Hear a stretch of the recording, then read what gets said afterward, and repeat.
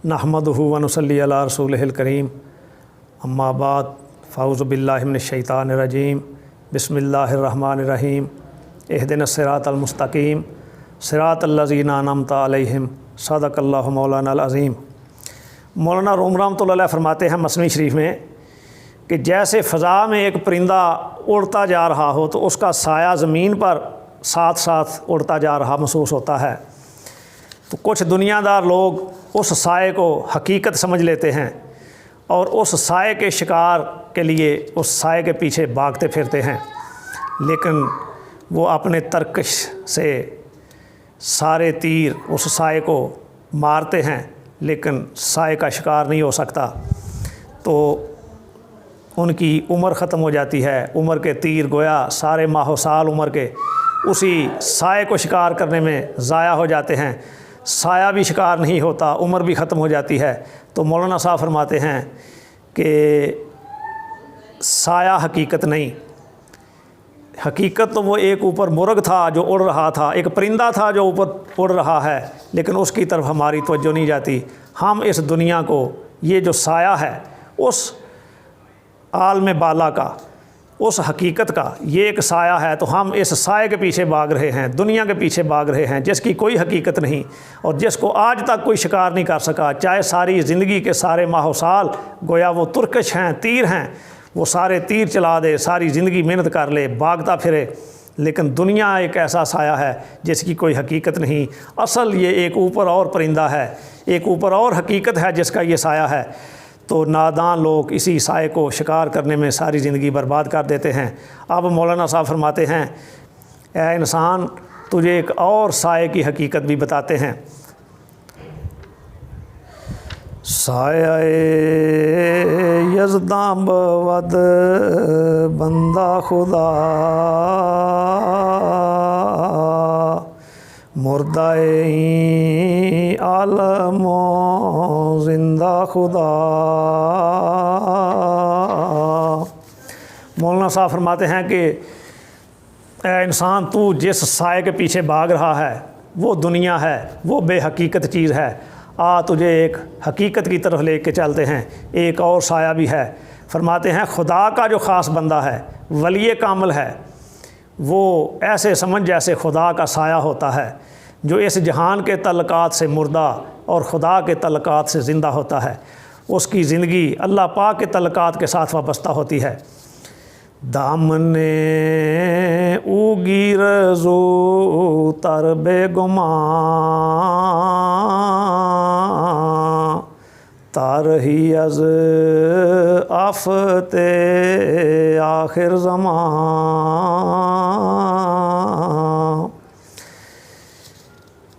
मौलाना साहब अरशाद फरमाते हैं कि इंसान जल्दी कर, देर ना कर, बिला तामल उस मर्द कामिल का दामन पकड़ ले ताकि आखिरी ज़माने की आफत से निजात पाए। तो वो जो साया यज़दा है, तो ऐसे ही समझ के गोया अल्लाह पाक का वो साया है, तो उसके पास आ जा। दुनिया ख़ुद एक साया है लेकिन ये बेहकीकत साया है।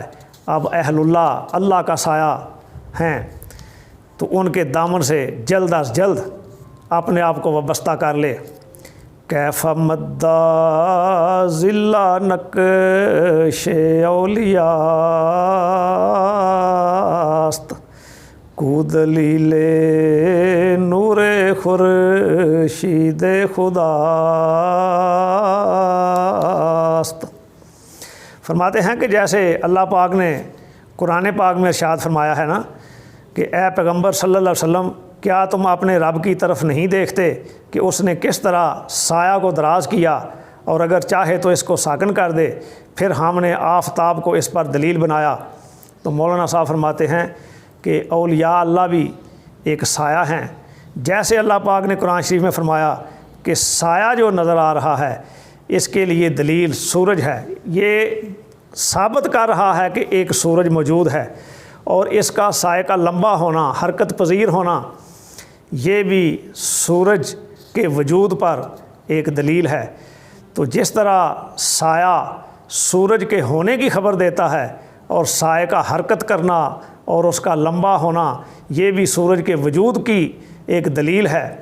اسی طرح فرماتے ہیں کہ اہل اللہ کا جو وجود ہے وہ بھی اللہ پاک کی شان کی، اللہ پاک کی عظمت کی، اللہ پاک کے ہونے کی ایک دلیل ہوتا ہے۔ ان کی کرامات، ان کے فیوزات، ان کے مقامات، ان کے حالات زندگی وہ اللہ پاک کے آفتاب حق کی دلیل ہوتے ہیں۔ تو جس طرح قرآن پاک میں سایہ اور سورج کو بیان کیا گیا ہے، اسی طرح اہل اللہ کا بھی مقام ہے۔ روز سایہ آفتاب رب یاب، دامن شاہ شمس تبریزی بتاب۔ فرماتے ہیں کہ وہ جو ذل اللہ ہیں، اللہ کا سایہ ہیں، یعنی اولیاء کرام، تو اگر ان کے ساتھ جڑ جائے، توسل اختیار کر لے، ان کے ساتھ نسبت قائم کر لے، تو پھر وہ جس آفتاب کا سایہ ہیں تو اس آفتاب کے ساتھ منسلک ہو جائے گا، یعنی آفتاب حق۔ تو اس کے لیے اپنے شیخ کی مثال دیتے ہیں کہ جیسے شمس تبریزی رحمۃ اللہ علیہ ہیں، ان کے ساتھ یعنی شیخ کامل کے ساتھ وابستہ ہو جا تاکہ وہ آفتاب حقیقی اور آفتاب حق تک تجھے پہنچا دے۔ ور حسد گیرد تورا در را گلو، در حسد ابلیس را باشد غلو۔ اور فرماتے ہیں کہ شاہ کامل کے پاس جانے اور شاہ کامل کے ساتھ نسبت قائم کرنے، ارادت قائم کرنے کہ راستے میں اگر تیرا گلا گھٹنے لگے، حسد پیدا ہو کہ وہ بھی انسان میں بھی انسان، میں کیوں ان کے پاس جاؤں، میں خود سب کچھ پڑھ سکتا ہوں، سب قسم کا عمل کر سکتا ہوں، ہر علم کو معلوم کر سکتا ہوں، پڑھی لکھی شخصیت ہوں، تو مجھے کیا ضرورت کسی شاہ کامل کے پاس جانے کی۔ تو مولانا صاحب فرماتے ہیں یہ ایک حسد ہے، یہ کار شیطان ہے، اور شیطان حسد میں سب سے بڑھ کر ہے۔ یہ اس نے تیرے اندر وسوسہ ڈالا ہے اور تیرا حسد کے ذریعے اس نے گلا گھونٹ دیا ہے اور اس سایہ یزداں کے قریب جانے سے تجھے روک دیا ہے۔